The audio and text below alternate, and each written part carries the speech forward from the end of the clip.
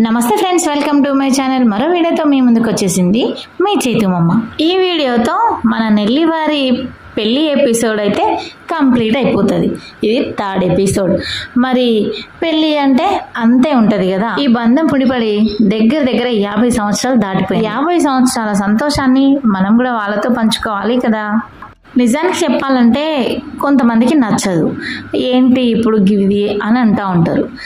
కానీ అన్ని సంవత్సరాలు దాటితే అంటే సక్సెస్ఫుల్గా మనవలు మనవరాలు ముని మనవళ్ళు చూసిన వాళ్ళకే తెలుస్తుంది వాళ్ళ సంతోషాలు, వాళ్ళ బాధలు, వాళ్ళ జీవితంలో వాళ్ళు ఎన్ని దాటుకొని వచ్చారు అని. మన జీవితంలో మన లైఫ్లో మనకే మన జీవితం ఎంతో కష్టం అనిపిస్తుంది.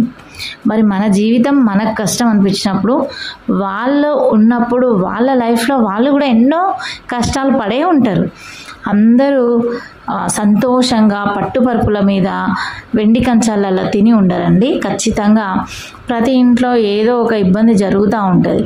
ఆ ఇబ్బందిని మనం దాటుకొని వచ్చి ఇన్ని మనవలు మనవరాలు చూసి అంతవరకు దేవుడు మనకు ఆయుష్ తీసుకునే వరకు మనం సంతోషంగా ఉన్నాము అంటే నిజంగా అదే చాలు అనిపిస్తుంది.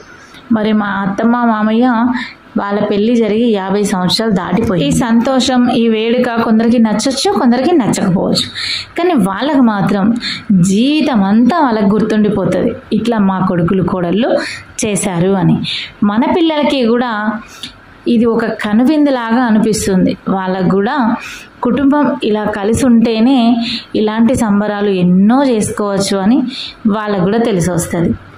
మరి నేను చెప్పింది అయితే నిజమా కాదా మీరు చెప్పండి. కొందరు అంటుంటారు వాళ్ళేమన్నా మనల్ని చూసారా చేశారా, లేదు అంటే మాతో గొడవలు పెట్టుకున్నారు అంటే కొడుకుకి కోడళ్ళు మంచిగా ఉంటే గొడవలు పెట్టించారు. అట్లా కొన్ని రీజన్స్ కొన్ని ఇళ్ళల్లో ఉంటాయి. అది కూడా నిజమే, వాళ్ళ వల్ల మనం బాధపడి ఉంటాం, అది కూడా నిజమే అనుకోండి. కానీ ఈ వయసు దాటిన తర్వాత వాళ్ళు మనతో ఉంటారో ఉండరో అన్నది గ్యారంటీ లేదు. ఇంకోటి ఏంటంటే సరే వాళ్ళు అలానే చేశారు అని మనం అలా చేయాలని లేదు. వాళ్ళకి మనకి తేడా అయితే ఉంటుంది.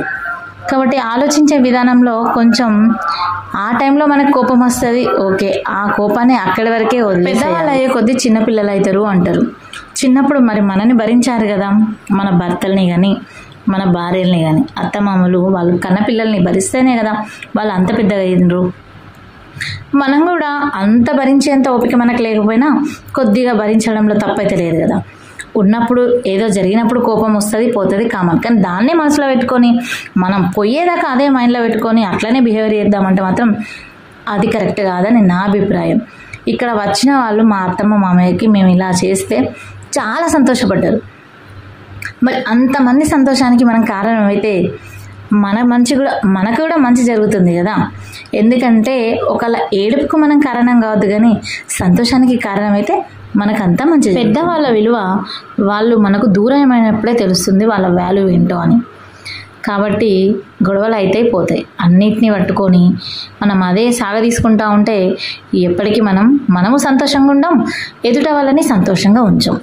మొత్తానికైతే ఇదండి మా అత్తమ్మ మామయ్య గారి పెళ్లి సందడి. ఇంకా బాగా సందడి అయింది. కానీ మనకు ప్రాబ్లం వీడియో తీసే వాళ్ళే ఉండరు, ఎప్పుడు చూసినా.